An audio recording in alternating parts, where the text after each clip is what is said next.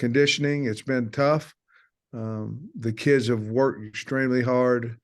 Ben and his group are so positive, energetic, along with the other, new guys I've hired, Trey, and I think it's went real well. We've had a few injuries, but nothing too severe. But they've worked extremely hard. I wonder if you could tell me anything about Jaheim Singletary. Well, I can now because he's signed his SEC agreement with us. He was here on his OV this Sunday, Monday, and left this morning, and we were very fortunate that he. You'll have to talk to him, Trey, but I can talk about him since he signed his SEC agreement with us. We're excited about him. I mean, big time player out of Georgia. Tom? Hey, Sam, last we talked to you on Travis Williams, you were just like, he's going to be aggressive. But I wonder, like, between then and now, you have any further ideas or stuff you can share in terms of what you think he'll bring defensively, maybe that's schematic that's different? I think the biggest thing, we're going to have 4 bigs on the field, on the D line. I think that's the biggest thing that I wanted. Sometimes we weren't able to do that because just of personnel, but I think we're set up better for that now. Right now, he has installed through our walks, field and boundary blitzes, things of that nature. We haven't got too extreme, but we are running multiple fronts and things of that nature with movement. And I think what he does will fit our personnel very, very, very, very well.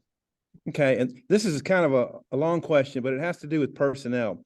I think you've got 22 new guys on the roster for the spring, in addition to walk-ons and stuff. But just all the changes that have taken place since you've become a head coach, and I wonder, managing that, how has it gone?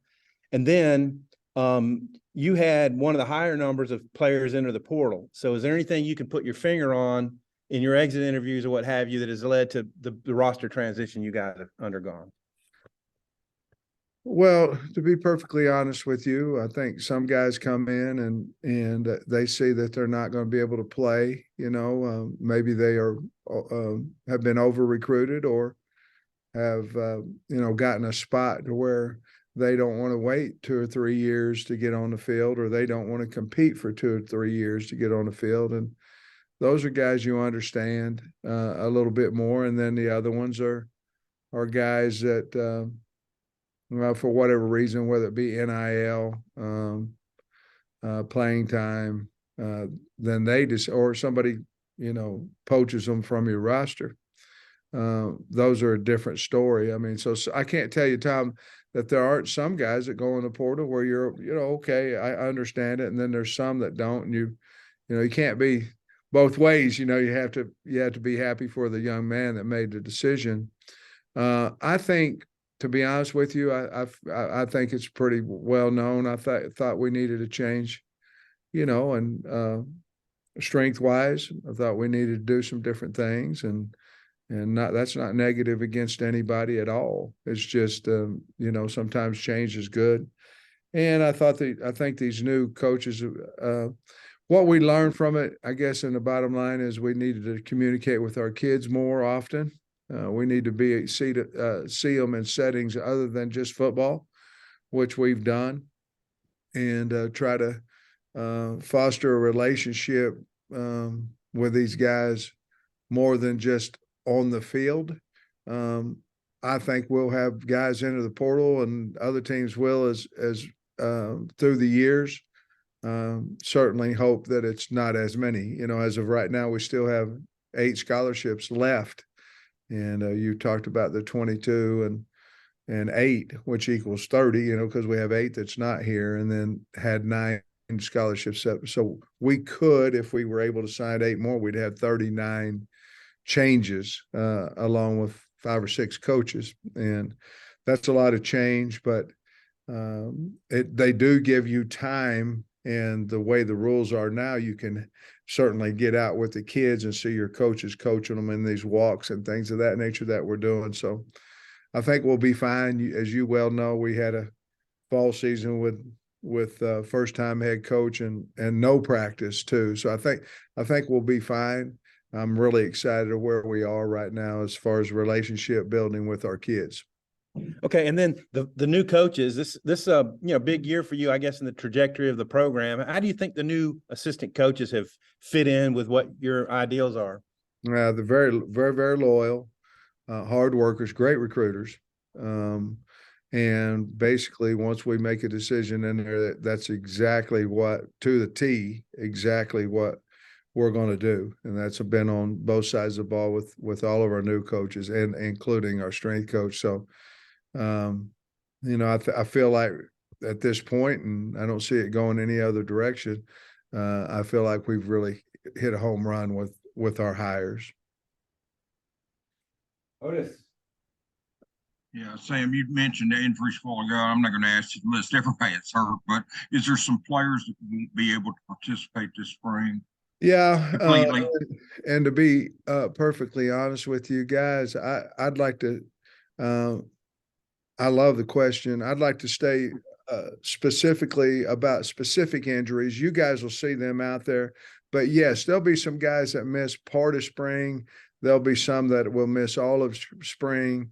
And you'll see them out there when you get to practice. But some of them, the medicine treatments and things have come a long way. We've had some cartilage injuries that are repairable. And, back in the old days, they were trims, and repairable will take you 5-6 months to get back fully healthy. And so there's been some injuries like that. We'll have a few class schedule problems depending on certain days because our class schedules are set up for Tuesday, Thursday for practice. And, early, as you all know, we're going to practice on a Friday and we may have a few guys come in late and things of that nature, but not a high amount of injuries from the off season, but we've had a few.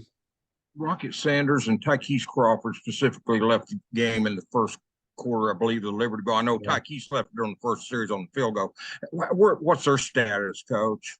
They'll both be able to go, and they're healthy. And man, both of them have had a really good off season. I think our whole team has, and you guys usually ask me about some specifics or who stood out, and Jaden Wilson has been unbelievable out there. But Rocket, to answer your question, Rocket and Tykees have done really well. Tykees going to be a guard or a tackle, Coach? That's my last question. I think that's the beauty of spring is to really try to find out where your 5 pieces, if assuming he's going to start for us and things of that nature, where they go. And then obviously if he was a 6th or 7th man, could he play 2? Is he a 6th, 7th on the right? That's an exciting thing about spring is trying to figure out with injuries or who's your top 5 and where should they play. And if you had an injury, who would be your next guy or 2 in there and where would they play? It's really exciting. But I think, to be honest with you, I think we still have to find out where he would do it. We got Braun came in, Kudas, some of the Harris, Chambly, those guys. We've really got to figure out what our best 5 is and what positions they need to play. But he would have a chance to play both of them, Otis. Thank you. Scotty. Yeah, Coach, Torian Carter tweeted last week that he's been cleared. How is his recovery, and maybe what are you expecting from him the next several weeks? Like, is he going to be a guy that kind of eases into it, or is he full go? I think we've been told to watch him, watch if there's any swelling on his knees and things to that, on his knee and things of that nature. But to be perfectly honest with you, he got cleared. We'll be smart with him in those things. But I thought at the end of last spring, I thought he was as good a defensive interior lineman as we had. And really, it's almost like getting him out of the portal, because he didn't play last year. Day didn't, and he's back. Dominic Johnson will be back, by the fall. And But Torian's very, very strong, worked extremely hard and got cleared, and we expect him to have a really good spring. We will watch him to the fact we might limit him a little bit in reps early. We'll have to wait and see. And then with your tight ends, kind of what's your impression of that group right now, and what do you want to see from them, I guess, in the next few Well, weeks? I think Bax has stepped up. Bax is moving better. Tyrus Washington has really had a good obviously working his tail off, working extremely hard. The two Has brothers, and I know Dylan's not a tight end, but Luke are two of the hardest working kids you'll ever see. As a matter of fact, I called her mama last night to tell them that, because I mean, they are hard working, no nonsense kids. So I think Luke will help us. As you asked specifically about tight end, I think Dylan will too. But you asked about tight ends, and that would be probably those five guys right now. Obviously, waiting on Shamar Easter to get here in late May, early June. Tom.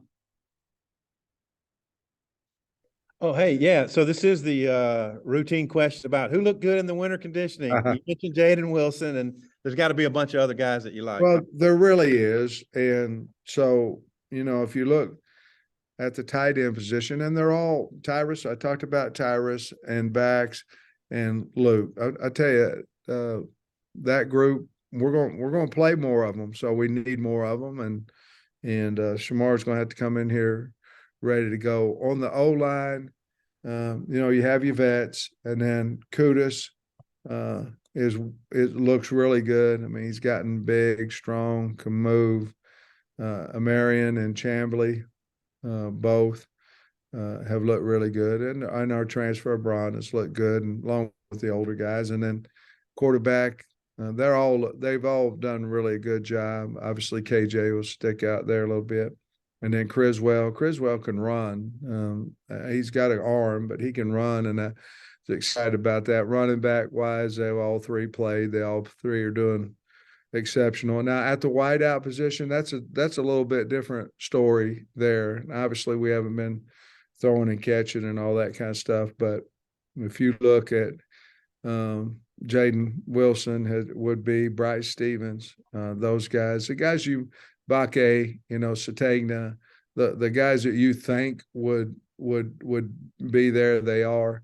And then I think we hit the jackpot with the three transfers we got. Not again, they haven't caught balls, but I'm talking about work ethic and ability with Teslaw and Broden and Armstrong. I think all three of them are going to help us, and then on defense, the old Landon Jackson's really looked good. He would be the first one that Nico's getting bigger, looking good. And then at linebacker, Greer's come in looking good. Paul Crook.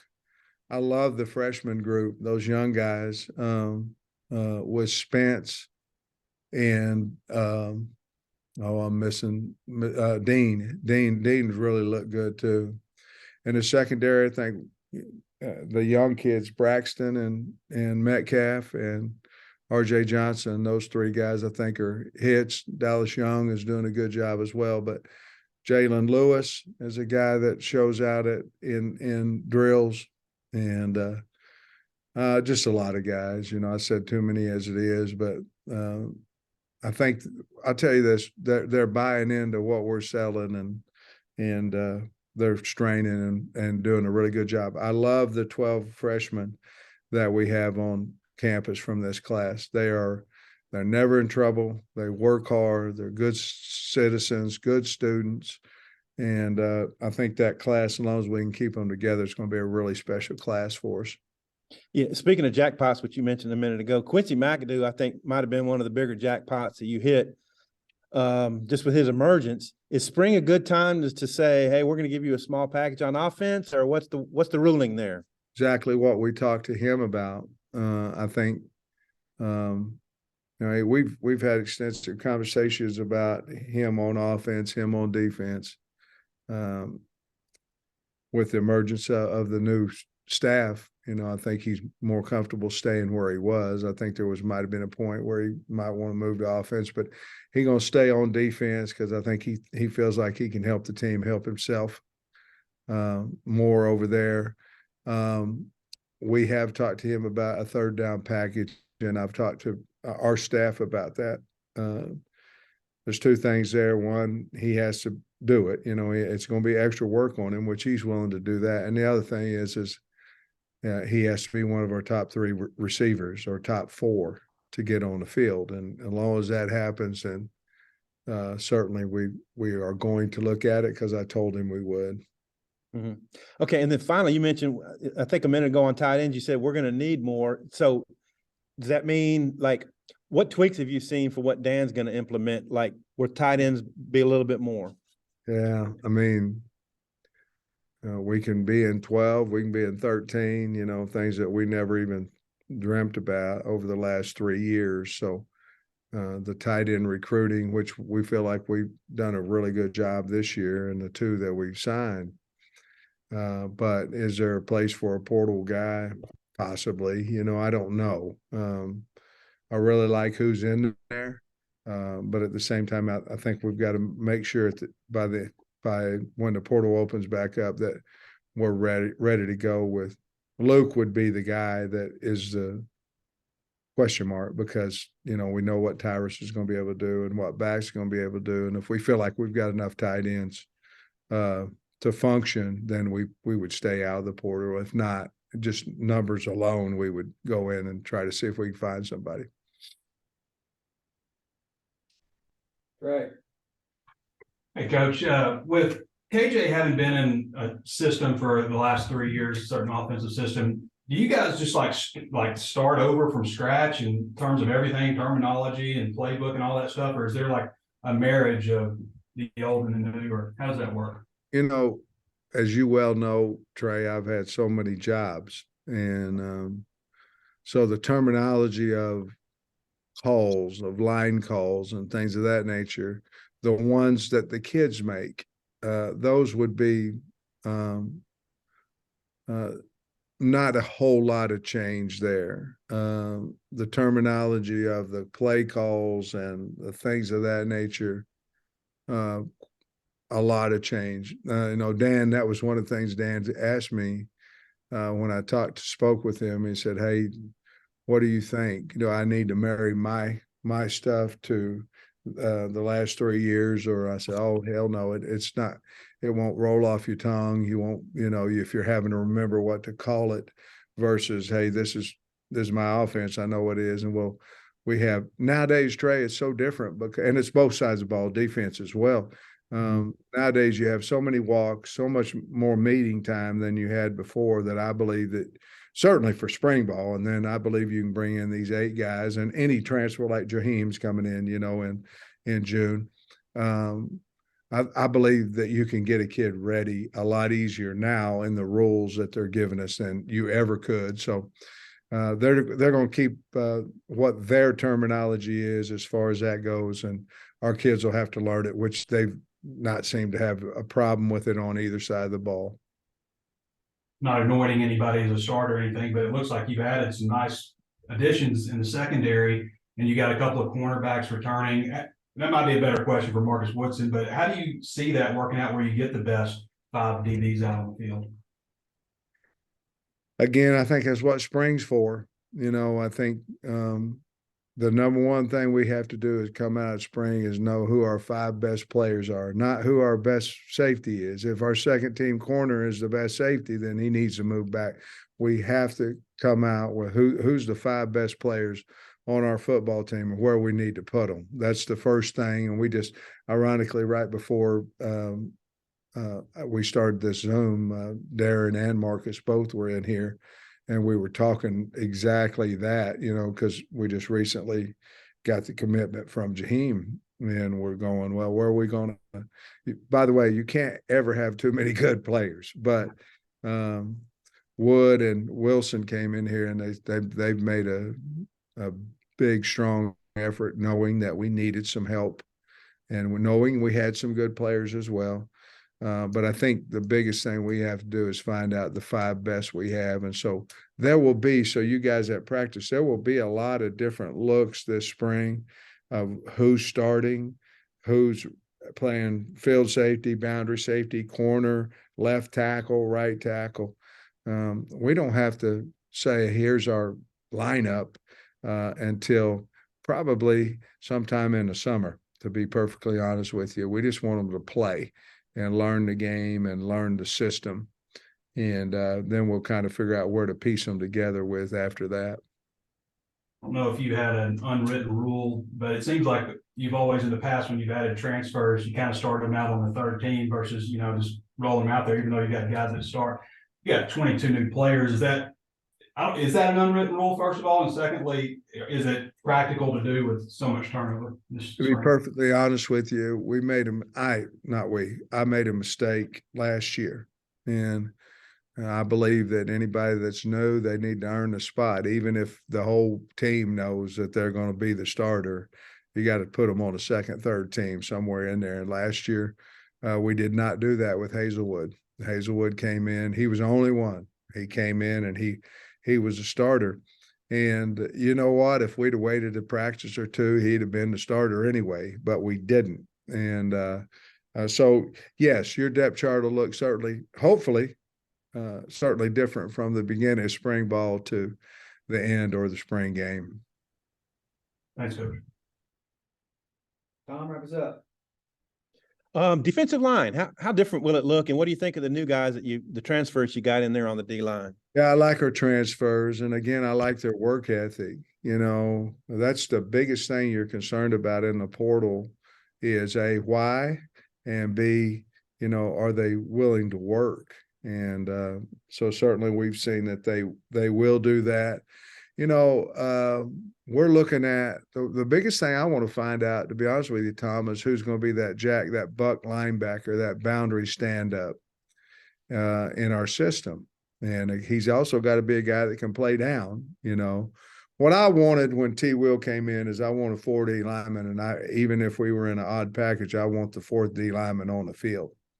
And that should be your dominant pass rusher and all that. And so I think that's the biggest thing we need to find out, to be perfectly honest with you, in the spring, is who's that position? Who's that weak side defensive end position? And we've been looking at several of them. I think Nico Davier is doing a good job there. Landon Jackson has really done a good job there. And of course, we recruited John Morgan kind of in that role. So we'll see what happens. But I think we have that person or people on our team that can play that spot. I think that's the biggest question mark probably coming out of going into spring ball, is who that guy's going to be, because I'm pretty comfortable with the rest of the guys. And further, your depth at defensive tackle with Torian back, the way Cam Ball emerged, you feel a little bit better about depth? Man, you do. Again, like we talk about TC, it's like going and getting a guy out of the portal since he wasn't here, and knowing that he can play and knowing he understands who we are and things of that nature. And that certainly helps. Eric has gotten big enough now where we could throw him back inside as well. And I think Eric will be a multiple end and inside guy like he was last year.